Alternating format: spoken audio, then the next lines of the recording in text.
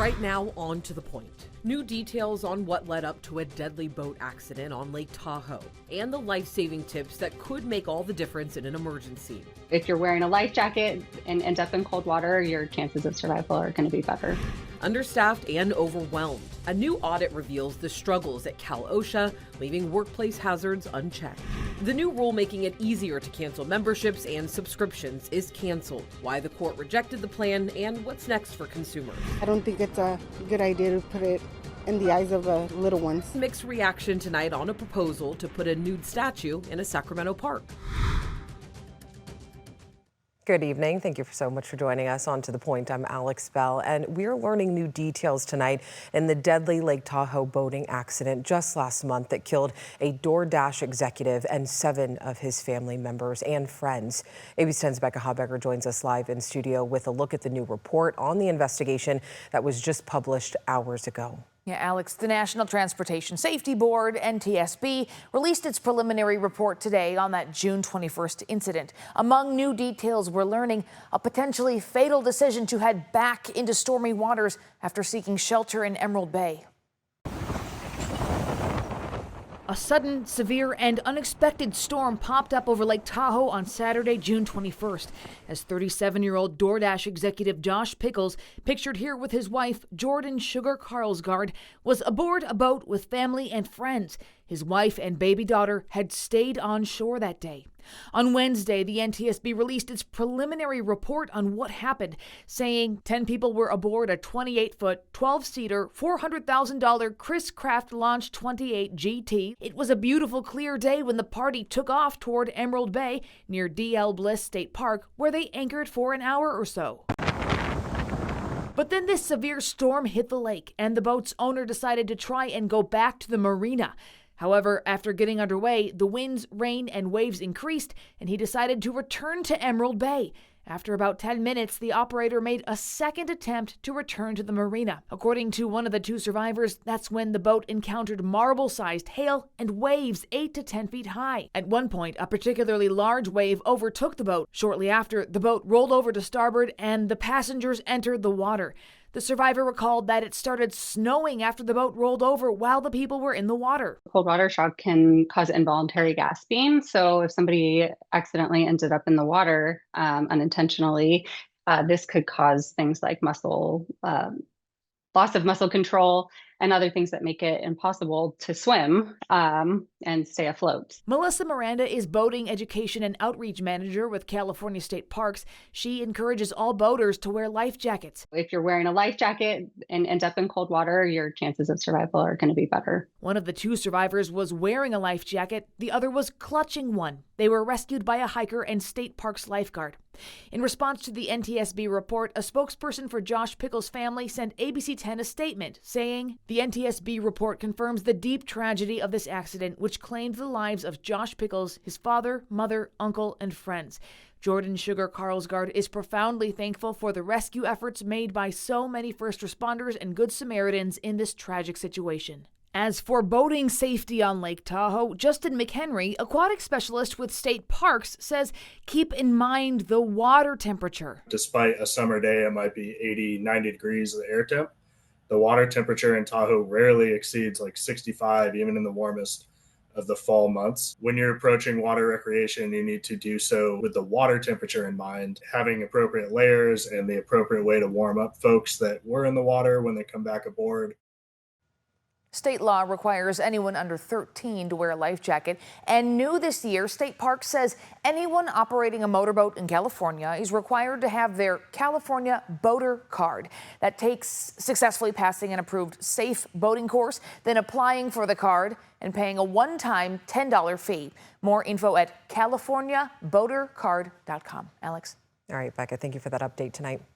Well, workplace safety concerns are being raised following a new state audit. According to the audit, the state agency responsible for enforcing workplace safety in California, Cal OSHA, is falling dangerously short. So what this audit found was that Cal OSHA did not inspect some complaints and accidents despite evidence an inspection may have better protected workers. According to the report, auditors chose to inspect by letter, having the employer inspect alleged hazards themselves. The report board attributes those actions to understaffing at the agency. The working people of California are not receiving the protections they deserve under law. And we can see this, unfortunately, in comparison to other states on the West Coast. OSHA says that they are working to make it easier to file complaints and expanding its presence across the state. Still, state auditors are calling for increased protections along with stronger oversight and, of course, enforcement efforts. Fewer Californians are getting their cars stolen. A recent report from the California Highway Patrol shows a 13% drop in stolen vehicles across the state between 2023 and 2024. This is the first year-over-year decrease since before the pandemic. Yes, in Sacramento County, thefts were down 23%. Yolo County saw a 24% drop, and San Francisco was down 17%. Of the vehicles stolen, nearly 92% of cars, trucks, and SUVs were recovered. Governor Gavin Newsom responded to this report saying, quote, "We continue to put the safety of California communities first through strategic funding and partnerships with local and state law enforcement partners. We are putting a brake on lawlessness and criminals disrupting our way of life." Well, homeowners may be on the hook to help the California Fair Plan pay its claims in the wake of the destructive and deadly LA wildfires. The Fair Plan is the high-cost, bare-bones fire insurance of last resort. All the major private insurers pay into the Fair Plan, and the plan then issues policies to people who can't get private insurance because their properties are deemed too risky to insure. Well, Insurance Commissioner Ricardo Lara, in an effort to stabilize the state's insurance market, has allowed the Fair Plan to pass along some of its costs to the LA wildfires to insurance companies. The commissioner says those companies in turn may pass that cost along to their policyholders in the form of a one-time surcharge. A consumer group called Consumer Watchdog is suing over that plan. A judge just this week agreed to allow the lawsuit to move forward, but only with one part of it. Now, the judge affirmed the commissioner's authority to permit these costs to be passed on, but it is allowing Consumer Watchdog to argue that the passed on costs violate the Fair Plan statutes. New tonight, a federal appeals court ruled that President Donald Trump's order seeking to end birthright citizenship is unconstitutional. The ruling comes after the push was also blocked by a federal judge in New Hampshire and puts the issue one step closer to quickly coming back before the Supreme Court, something that we will be keeping our eye on here on To The Point. All right, still ahead, President Trump says that he has a tariff deal with Japan, what it means for car buyers, plus an on-again, off-again status of student loan forgiveness, the latest move from the Department of Education. We'll have the details. And it was a very mild weather day today. Similar temperatures tomorrow. In fact, mild temperatures continue for the rest of the week, but I am tracking thunderstorms in the high country Thursday and Friday. Futurecast after the break. But first, another headlines tonight. Brian Kohberger, the man who murdered 4 Idaho college students in November 2022, was sentenced to life in prison without parole today. The 30-year-old former PhD student of criminology showed little emotion when the judge read the sentence. Before the sentencing, family members of the victims delivered impact statements. You're a delusional, pathetic, hypochondriac loser who thought you were so much smarter than everybody else. Today, a judge rejected a Trump administration request to unseal transcripts from grand jury investigations of Jeffrey Epstein years ago in Florida. The judge said her hands were tied because the request was made due to public interest, not a legal proceeding. A similar records request is still pending in New York. And a doctor pleaded guilty today to illegally supplying ketamine to Friends star Matthew Perry in his overdose death. Dr. Salvador Plasencia admitted in federal court to providing Perry with ketamine vials and syringes in the weeks leading up to his death in 2023. Prosecutors say Plasencia also injected Perry with the drug and taught his assistant how to administer it. He faces up to 40 years in prison. Another defendant's trial is set for next month. Welcome back in. There's been a few showers in the Sierra. Let's get over to meteorologist Brendan Minchef with a look at your forecast for tonight.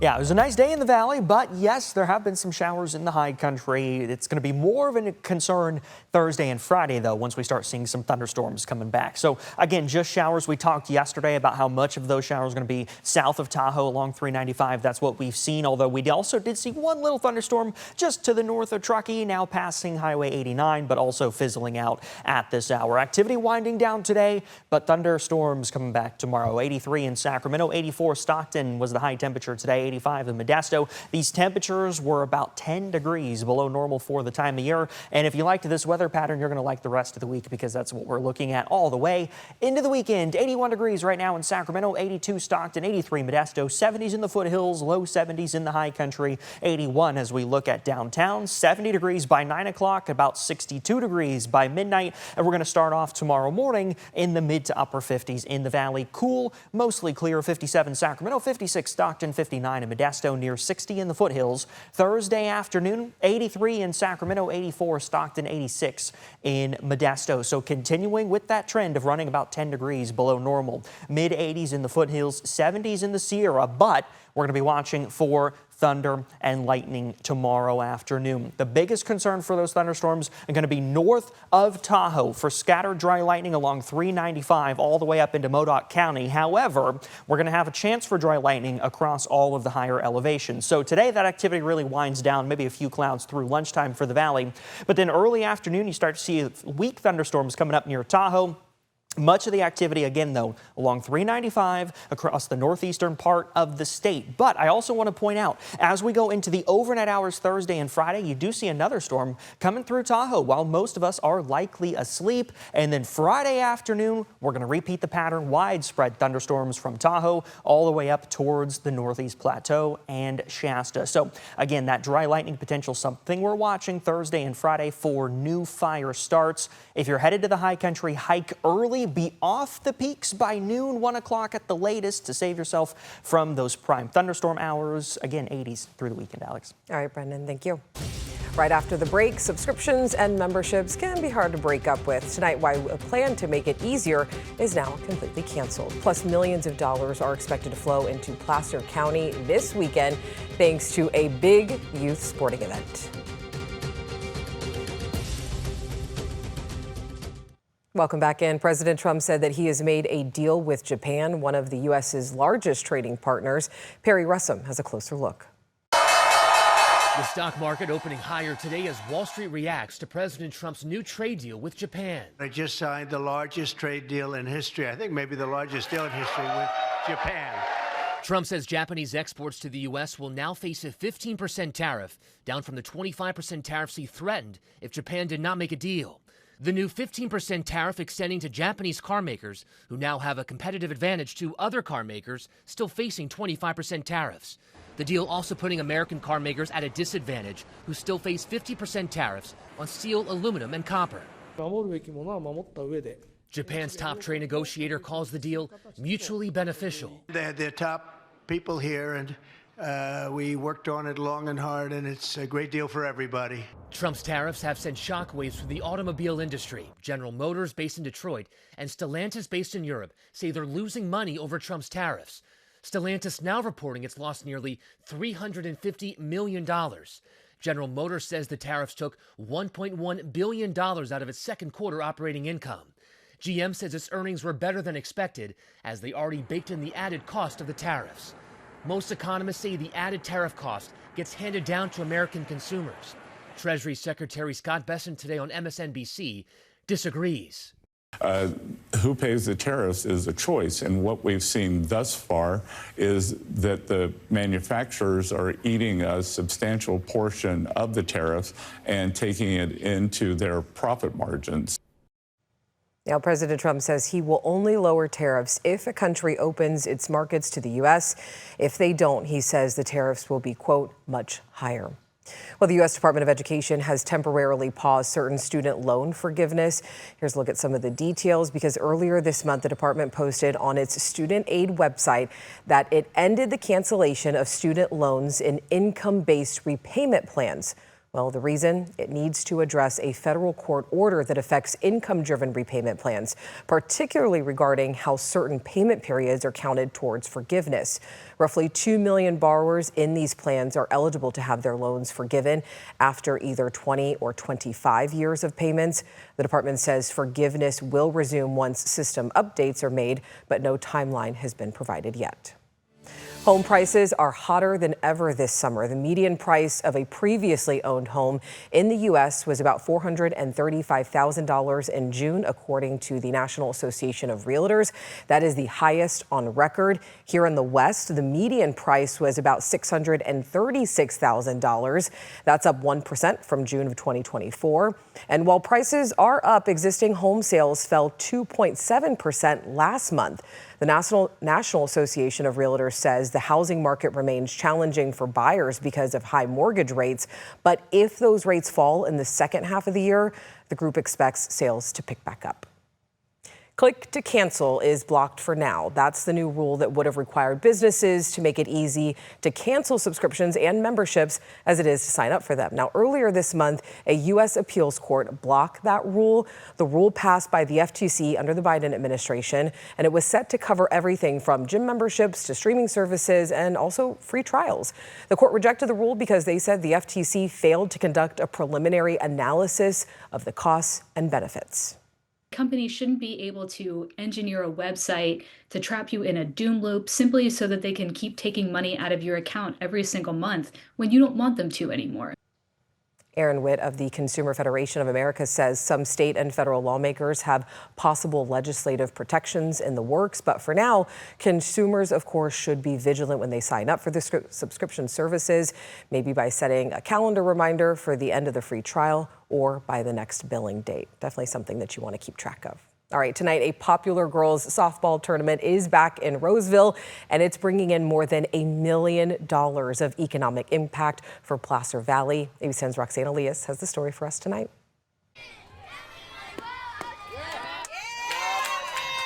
It's the first day of the USA Softball's Western B National Championship in Roseville. 2, 4, 6, 8, and we appreciate it. Our girls have been working hard all season long for this. The 10 Under Girls Tournament is bringing in almost 2,500 people into the area, including athletes, coaches, and their fans. They're competing at Mahaney Park and Maidu Regional Park for a chance at the World Series-like title. It's all about having fun. That fun extends to the surrounding areas beyond the softball fields. Kim Summers, the CEO of Placer Valley Tourism, says the 6-day tournament allows for visitors to book about 500 rooms for a stay in their 25 hotels. They only have maybe 2 games a day, so when they're not playing out on the field, they're going to be out at, Quarry Park Adventures, maybe zip lining, hitting some balls over at Topgolf, or probably really where we were finding these girls is at the Westfield Galleria, shopping in between games or afterwards. They also enjoy the restaurants and many other amenities, bringing in overall about $1 million in economic impact for the region. Organizers say they try to keep the local businesses in mind and also involve local vendors during the event. We have Just Print Inks here. They are a local shirt vendor. We brought them into this Nationals to support local businesses. We have a lemonade stand. We had a hair braider yesterday. Just Printed Ink, a family-owned business, says the exposure helps to spread their name. It definitely gives some sort of outreach to people, because we're in some warehouse in Roseville, you're not driving by and seeing us and being like, oh, okay, I need a t-shirt. And whether a team wins or loses, everyone involved in the tournament says it's the memories they take home that keep them coming back. The amazing community we have offers so much for them to go explore and do family activities and team bonding. All right, still to come, neighbors weigh in on the plan to add an iconic statue in a public park. All right, finally tonight, controversy over a plan to relocate a piece of art. The city of Sacramento wants to place a nude statue of Poseidon, the Greek god of the sea, to the duck pond at McKinley Park in East Sacramento. It was removed during the convention center renovation, and city leaders hope to find it a new home. Well, we talked to neighbors today, and they had some mixed reactions. I feel like people being exposed to art in the community and in Sacramento, and especially right here in McKinley, you get a ton of foot traffic, a lot of different families and kids and folks just walking around and exercising. So I feel like that's a really good piece to have out here. Now, second perspective, I feel like that's up to the parents to be able to teach their kids about what art is, what type of pieces there are, and especially in particular the Poseidon statue. Now, right now, there is no timeline for the move if it happens, but we will be following it. Definitely something to talk about over dinner tonight. As always, thank you so much for watching and for always inviting us into your home. If you have something you think we should be looking into, you can always email us at tothepoint@abc10.com. And don't forget, if you want to check out any stories that you might have missed today, you can always download our free ABC 10 Plus TV streaming app. It is completely free to download to your TV. Have a great night. I'll see you back here tomorrow.